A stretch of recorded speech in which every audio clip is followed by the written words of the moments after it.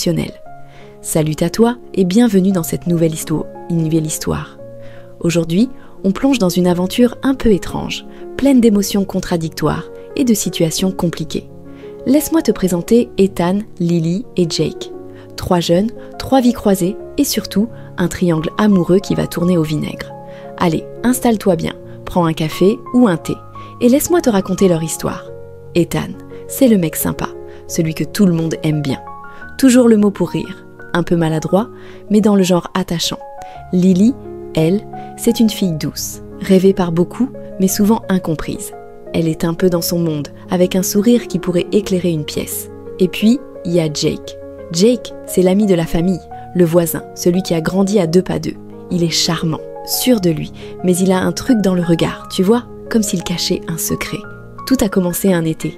Tu sais, ces étés où le soleil ne se couche jamais vraiment et où le temps semble suspendu, Lily passait ses journées avec Ethan et Jake. Des après-midi entiers à rire, à discuter, à se raconter leurs rêves. Ils étaient inséparables. Mais dans ce trio, il y avait déjà une certaine tension, quelque chose de non dit qui flottait comme un nuage au-dessus d'eux. Un été qui change tout. Un soir, ils étaient tous les 3 assis sur le toit de la maison de Lily. C'était leur endroit préféré. De là-haut, on pouvait voir les lumières de la ville briller au loin et entendre le vent jouer dans les arbres. Ethan regardait Lily comme s'il essayait de lire dans ses pensées. Jake, lui, était plus discret, mais ses regards furtifs étaient évidents. Lily, elle, semblait insouciante, mais à l'intérieur, elle était perdue. Elle sentait bien qu'il se passait quelque chose, mais elle n'arrivait pas à mettre le doigt dessus. C'était Jake qui a brisé le silence ce soir-là. « Lily, si tu pouvais choisir entre nous deux, tu ferais quoi ?» Il avait dit ça en rigolant, mais tout le monde savait qu'il ne plaisantait qu'à moitié. Ethan s'est figé, son sourire a disparu. Lily a ri nerveusement. « Vous êtes bête, pourquoi je devrais choisir? Vous êtes mes 2 meilleurs amis. » Mais cette réponse n'avait satisfait ni l'un ni l'autre. Après ce soir-là, les choses ont commencé à changer. Ethan devenait de plus en plus protecteur avec Lily. Il s'assurait qu'elle était toujours près de lui, trouvant des excuses pour passer plus de temps ensemble. Jake, de son côté, jouait sur son charisme naturel. Il savait comment faire rire Lily, comment capter son attention sans avoir à trop en faire. Lily, elle, était prise au milieu. Elle adorait la complicité qu'elle partageait avec Ethan, mais elle ne pouvait pas ignorer l'attirance qu'elle ressentait pour Jake. Un jour, alors qu'ils étaient à la rivière, Ethan a pris Lily à part. « Lily, écoute, je sais que Jake est cool et tout, mais je veux que tu saches que je tiens vraiment à toi, plus que comme une amie. » Lily a été surprise, mais elle n'a pas su quoi répondre. Ethan avait l'air tellement sincère, mais elle sentait que quelque chose n'était pas juste. Jake, lui, avait compris ce qu'Ethan ressentait, et il en a joué. Il a commencé à passer plus de temps seul avec Lily, trouvant des excuses pour l'éloigner d'Ethan. Il lui racontait des histoires, partageait des secrets, et lui faisait ressentir qu'elle était spéciale. Lily était flattée, mais elle se sentait coupable. Elle savait qu'elle blessait Ethan, mais elle n'arrivait pas à résister à l'attention que lui portait Jake. De son côté, Ethan devenait de plus en plus jaloux. Il observait Jake et Lily de loin, chaque sourire qu'ils partageaient était comme un coup de couteau. Un jour, il a confronté Jake. « Pourquoi tu fais ça? Tu sais très bien ce que je ressens pour elle. » Jake a haussé les épaules avec son habituel air décontracté. « Relax mec, ce n'est pas de ma faute si elle préfère passer du temps avec moi. » Et voilà où on en est. 3 amis, un triangle amoureux et une tension qui ne cesse de grandir. Lily, Ethan et Jake sont pris dans un jeu dangereux où les émotions se mêlent, se confondent et finissent par exploser. Mais ça, c'est juste le début. Reste avec moi pour découvrir ce qui va se passer ensuite. Comment vont-ils gérer cette situation? Qui va briser le silence? Qui va partir? Et qui va rester? Accroche-toi, parce que les choses ne font que commencer. Tu te rappelles ce soir-là, sur le toit de la maison de Lily? Celui où Jake a balancé sa fameuse question? Eh bien, à partir de ce moment-là, les choses ont vraiment commencé à se compliquer. Ethan, Lily et Jake étaient toujours aussi proches en apparence, mais en réalité, une tension étrange s'était installée. C'était comme si tout le monde jouait un jeu dont personne ne connaissait vraiment les règles. Les jours suivants, Ethan a commencé à se comporter différemment. Il trouvait des excuses pour rester seul avec Lily, des promenades improvisées, des discussions sur des sujets qu'il prétendait urgents. Bref, il essayait clairement de marquer son territoire. Lily, elle, ne disait rien. Elle était flattée par l'attention qu'il lui portait, mais elle ne pouvait pas ignorer le malaise qui s'installait. Parce qu'évidemment, Jake n'était jamais loin, toujours là, à apparaître au moment où on s'y attendait le moins, avec ses répliques piquantes et son sourire séducteur. Un après-midi, ils étaient tous les 3 à la cafétéria du coin. Ethan sirotait son soda, l'air visiblement tendu, pendant que Jake faisait rire Lily avec des blagues absurdes. Ethan n'a pas pu se retenir. Il a coupé Jake en plein milieu d'une histoire. « Tu sais Jake, tout le monde n'a pas besoin de t'écouter tout le temps. » Jake a levé les sourcils, surpris mais pas décontenancé. « Oh, pardon monsieur, je ne savais pas qu'on était sur ton territoire. » Lily a laissé échapper un rire nerveux. Elle n'était pas à l'aise, mais elle ne savait pas quoi dire. À partir de ce moment-là, Lily a commencé à s'éloigner, mais pas de manière directe. Elle trouvait des prétextes pour ne pas passer trop de temps avec l'un ou l'autre, espérant que la situation se calmerait d'elle-même. Mais bien sûr, ça ne marche jamais comme ça. Ethan et Jake ont simplement redoublé d'efforts. Ethan voulait être celui qui était toujours là pour elle, tandis que Jake jouait la carte du mec cool, celui qui comprend tout sans avoir besoin de mots. Un soir, Lily a reçu un message d'Ethan. Il voulait lui parler en privé. « Lily, je ne peux pas continuer comme ça. J'ai besoin de savoir, est-ce que tu ressens quelque chose pour Jake ?» Lily a regardé l'écran de son téléphone, le cœur battant. Elle ne savait pas quoi répondre, parce que oui, elle appréciait Jake, mais elle appréciait également Ethan, et elle n'était pas prête à choisir. Alors, elle a fait ce que beaucoup feraient dans cette situation. Elle a esquivé la question. « Ethan, tu es mon meilleur ami. Bien sûr que je tiens à toi. Mais pourquoi tu me poses ça ?» Il a répondu rapidement « Parce que je vois comment il te regarde, et je vois comment tu lui réponds. » Lily a soupiré. « Tu te fais des films, Ethan. Jake est juste Jake, rien de plus. » Mais au fond d'elle, elle savait que ce n'était pas aussi simple. Quelques jours plus tard, les choses ont éclaté. Ils étaient tous les trois à la fête d'anniversaire d'un ami commun. Tout le monde s'amusait, dansait et profitait de la soirée. Mais Ethan était tendu. Il observait Jake et Lily discuter dans un coin, trop proches à son goût. Quand il les a vus rire ensemble, c'était la goutte d'eau. Il s'est approché, son verre à la main. « Alors, c'est ça? Vous deux? Vous n'allez même pas essayer de cacher votre petit jeu ?» Jake a haussé les épaules, toujours avec cet air décontracté qui avait le don d'énerver Ethan. « Détends-toi, Ethan, on discute, c'est tout !» Mais Ethan ne voulait rien entendre. « Discuter? C'est toujours comme ça avec toi, hein? Tu joues les innocents, mais tu sais très bien ce que tu fais. » Lily est intervenue, essayant de calmer les choses. « Ethan, arrête. Tu te rends compte que tu fais une scène devant tout le monde ?» Mais il était trop tard. Tout le monde les regardait et l'atmosphère était électrique. Jake, toujours calme, a répondu « Peut-être que c'est toi le problème, Ethan.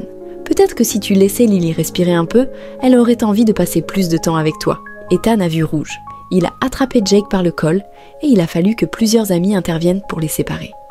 Lily, choquée, est partie en courant, laissant les deux garçons seuls avec leur colère. Après cet épisode, rien n'était plus pareil. Lily évitait les deux garçons, ne répondant à aucun de leurs messages. Elle avait besoin de temps pour elle, pour comprendre ce qu'elle ressentait vraiment. Ethan, de son côté, était rongé par la culpabilité. Il savait qu'il avait été trop loin, mais il ne savait pas comment se rattraper. Jake, lui, semblait imperturbable. Mais au fond, il savait qu'il avait joué un rôle dans tout ça, et il ne pouvait s'empêcher de se demander si ça valait vraiment le coup. Et voilà où on en est. 3 amis, 3 cœurs brisés, et une relation qui ne tient plus qu'à un fil. Mais ce n'est pas la fin de l'histoire. Reste avec moi, parce que les choses ne font que commencer. Qui sait ce que l'avenir leur réserve? C'est ici que tout commence à déraper. On pensait qu'on avait vu le pire, mais ce triangle amoureux est comme un baril de poudre à côté d'une allumette. Les secrets qu'on garde à ce stade, ce sont ceux qui font voler les relations en éclats. Alors, imaginez la scène. Clara commence à avoir des doutes. Vous savez, ce petit 6e sens qui murmure à l'oreille, il y a un truc qui cloche. Et là, ce n'est pas juste une intuition de passage. Non, c'est une impression tenace, une ombre qui la suit partout. Un soir, pendant que Léo est sous la douche, Clara tombe sur son téléphone laissé sur la table. Léo n'est pas du genre à verrouiller son écran. Grave erreur, parce que Clara, poussée par cette petite voix dans sa tête, ouvre l'application de messagerie. Et là, elle tombe sur un nom qui fait tilt. Sophie. Des messages, des photos. Rien d'explicite, mais suffisamment pour allumer toutes les alarmes. La confrontation? Ah, elle ne tarde pas. Clara attend que Léo sorte de la douche, le visage plus fermé qu'un coffre-fort. Léo, c'est qui Sophie? La question claque dans l'air. Léo, pris au dépourvu, bégaye une réponse. Une amie de boulot? Mais Clara n'est pas dupe. Elle pousse, elle insiste. Léo finit par avouer une partie de la vérité. Ok, c'est une ex, mais c'est rien, je te jure. Mais vous savez quoi? Clara ne croit pas à ces demi-vérités. Parce que les « c'est rien », ça cache toujours quelque chose. Alors, Clara décide de jouer sa carte. Elle fouille plus profondément. Elle commence à faire des recherches, à poser des questions indirectes. Et au fil des jours, elle récolte des indices qui, pris ensemble, ne laissent plus de place au doute. Pendant ce temps, Sophie, de son côté, n'est pas en reste. Elle commence à se poser des questions sur Léo aussi. Parce que, soyons honnêtes, on finit toujours par sentir quand une personne n'est pas totalement présente. Elle demande à Léo « Tu es sûr que ça va entre nous ?»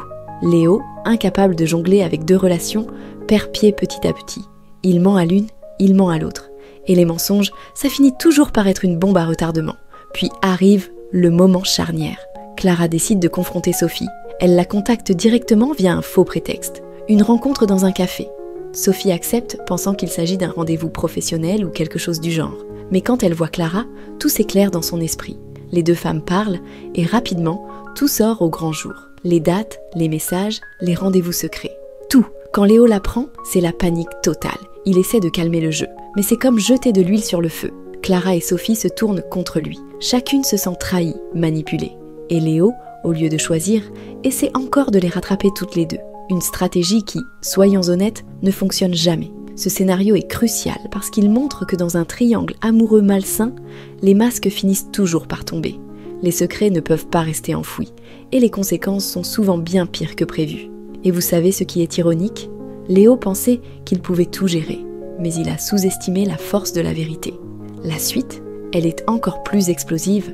Si vous pensiez que les choses ne pouvaient pas empirer, restez avec moi, parce que la tempête ne fait que commencer. Et voilà, on y est. C'est l'instant où tout explose. Quand on pensait que les choses ne pouvaient pas aller plus mal, eh bien, surprise, elles trouvent encore une façon de dégringoler. Après la confrontation entre Clara et Sophie, un nouveau chapitre de ce triangle amoureux s'ouvre, et il n'est pas beau à voir. Léo, au milieu de ce chaos, essaie de jouer les pompiers. Mais vous savez ce qui arrive quand on verse de l'eau sur une friteuse en feu ? Exactement. Ça fait un carnage. Il commence à jongler entre des excuses bancales et des justifications qui n'ont ni queue ni tête. Clara et Sophie, de leur côté, ne veulent rien entendre. Elles sont furieuses, blessées. Et pour tout dire, elles en ont ras-le-bol. Ça commence par des messages. Clara bombarde Léo de textos où elle déverse toute sa colère. « Comment t'as pu me faire ça, après tout ce qu'on a vécu ensemble ?» De son côté, Sophie choisit une approche différente. Elle est plus silencieuse, mais ce silence est assourdissant. Elle coupe tout contact pendant quelques jours, laissant Léo se noyer dans ses propres remords. Mais Léo, lui, ne sait pas rester tranquille. Il va voir Clara pour s'expliquer. « Clara, écoute-moi, je t'en prie. C'était une erreur, je sais, mais c'est toi que j'aime. » Clara, les bras croisés, le regarde comme s'il était un étranger. « Moi ? Tu m'aimes, moi ? Alors pourquoi t'es allé chercher ailleurs, hein ?» Et là, Léo se rend compte qu'il n'a pas de bonne réponse à donner. Pendant ce temps, Sophie, de son côté, commence à repenser à tout ce qu'elle a vécu avec Léo. Les moments où il était là pour elle, les promesses qu'il lui a faites. Et elle se demande, tout ça, c'était un mensonge ? Elle ne veut pas lui parler directement, mais elle ne peut pas s'empêcher de regarder leurs photos ensemble, de relire leurs anciens messages. Chaque mot, chaque sourire capturé dans une image devient une aiguille qui la pique. Un jour, Léo fait ce que tout le monde attendait mais redoutait. Il organise une rencontre, une confrontation finale entre lui, Clara et Sophie. Il les invite toutes les deux dans un parc, pensant que l'air frais et la neutralité du lieu pourraient apaiser les tensions. Mais franchement, quel idiot! Quand Clara arrive, elle voit Sophie assise sur un banc, le visage fermé. Les deux femmes échangent un regard lourd de reproches. Léo arrive en troisième, nerveux, les mains moites. Il commence. « Je sais que vous êtes furieuse contre moi, et vous avez raison, mais je veux qu'on parle. » Clara le coupe. « Parler ? Maintenant tu veux parler ? Tu te rends compte du mal que t'as fait, Léo ?» Sophie, pour une fois, rejoint Clara. « T'as joué avec nous deux ? Et pourquoi ? Pour ton petit ego ?»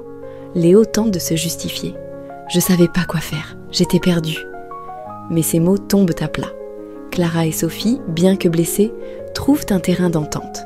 Elles commencent à parler entre elles, à partager leurs expériences, leurs blessures. Et petit à petit, une alliance inattendue se forme.